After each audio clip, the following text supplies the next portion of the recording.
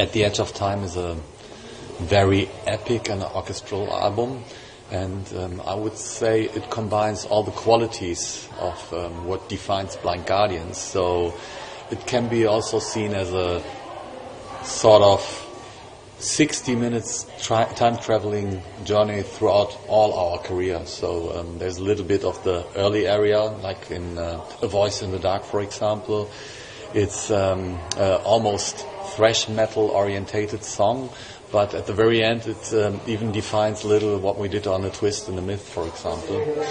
Then we have a strong orchestral side on this album as well. That would be songs like Road of No Release or Wheel of Time or Sacred Words, which are very epic, do have some very classical moments. We even involved a real orchestra in the last two mentioned songs. Then we have I would say the more classical, medieval, acoustic Blind Guardian stuff, which can be heard on Curse My Name or on War of the Thrones, which do have a nice ear-catchy approach. And at the very last we do have a song called Ride Into Obsession, which deals with one of my favorite lyrical issues for this album. That would be The Wheel of Time, written by Robert Jordan. And Ride Into Obsession can be also seen as a hybrid song. It does have a little bit of the Night at the Opera feeling, like in Soulforge, for example, but it also have the maidenish feeling than some of our old songs have had. And I believe the album in general will be a blast for everyone who has a little fable for Blind Guardian or good music in general. Yes, we did use a real orchestra in Wheel of Time and Sacred Worlds. That was a suggestion Charlie Bauerfeind has made. It's good for us to have that because that gives an idea to the listener what the orchestral album might sound like. Okay, there won't be any appearance of a metal band, which you have in Sacred Words and in A Wheel of Time, but in general this is the direction we are choosing for this orchestral stuff. He was brought in by Charlie Bauerfeind, and he mainly created the scores for the orchestra based on what we have provided him with, especially in Sacred Words and A Wheel of Time. So he has had a very big share on these elements especially. The production team, we didn't change that much. I mean, it was basically the same setup in our studio, but we learned from the first two albums we recorded in our studio. So this time we tried to work more with natural sounds, starting with the drums. That we said, okay, we don't want to use samples anymore because you really get bored of this. It takes out so much dynamic, and so we took a little bit more time for the drum sound check to create a real natural sound. The sounds are full from the frequencies, like the rhythm guitar sound is really full and really strong, but there's even like this there's enough space for the vocals, for the other melodies, and it's not like so compressed and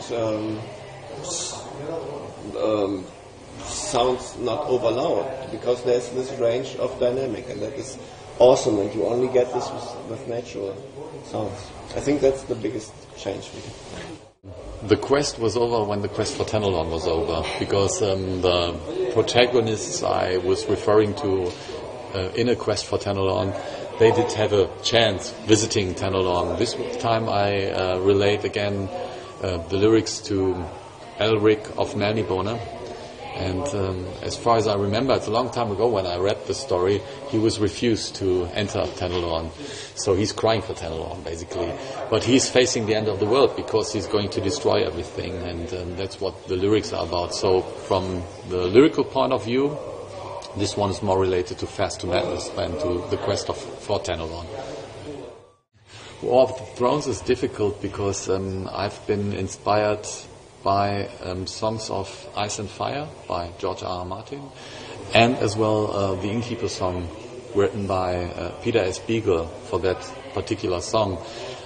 I was considering it to be a song about songs of ice and fire, but in the middle I changed my perspective and my idea about the whole song, and when I got back and read the beginning of the story, I felt, I could probably go into a freestyle direction, and that's what I did, because I've had that final line, leave the fee for the tillerman and the river behind, and I needed to interact with that one because it had such a nice sounding, and we decided, no, I cannot, use any other words there. So I had to come up with something more relying or relating to that one. So that's about the War of the Thrones.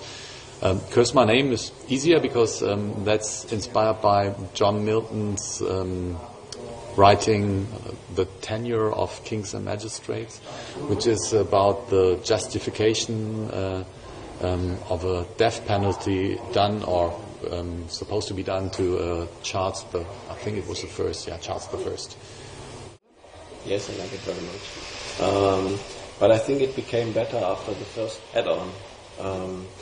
In the beginning, there was maybe some bugs in there, and they released it a little bit too early. Maybe 6 more months, and it would be the perfect game. But now with the add-on, it's really awesome. I was impressed about the graphic style and the whole system. It's cool. I will play it during the tour because it's an offline game, and that's perfect for the tour bus. We were hoping for something like that, but they were chasing for us, luckily. And EMP, our merchandising company, established the contact to the president of Ascaron, the computer company of Sacred 2. The guy was is a big Blind Guardian fan, and so it was not a big deal once we have agreed on doing the song. And they gave us free hand, and they just said, do whatever you want to do. We even recorded some songs already with the real orchestra, but it's really a lot of work, and it was really difficult for us to find a setup to record it in a good way.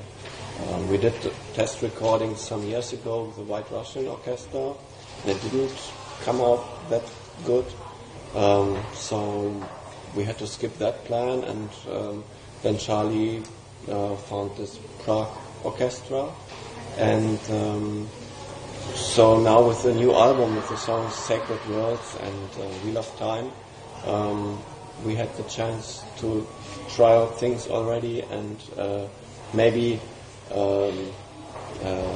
give the fans already a little view how it could sound like if the band was not there.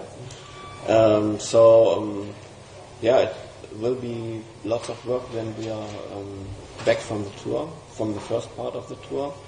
We start immediately beginning of next year, and maybe write some new material for this one. And if everything works well, we are maybe done with everything in about 2 or 3 years. Understanding, discipline, and respect for each other. This sort of spiritual brotherhood still.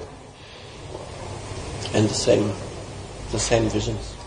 We have the vision that we can reach something, and to find maybe the absolute milestone album, which is something special in music history. We are still in the search for the new one comes close. Yeah, the new one is really did a big step, but I think we have the potential to do even better. One day. Hi, this is Andrè. And this is Hansi. We are Blind Guardian. You're watching Loud Vision.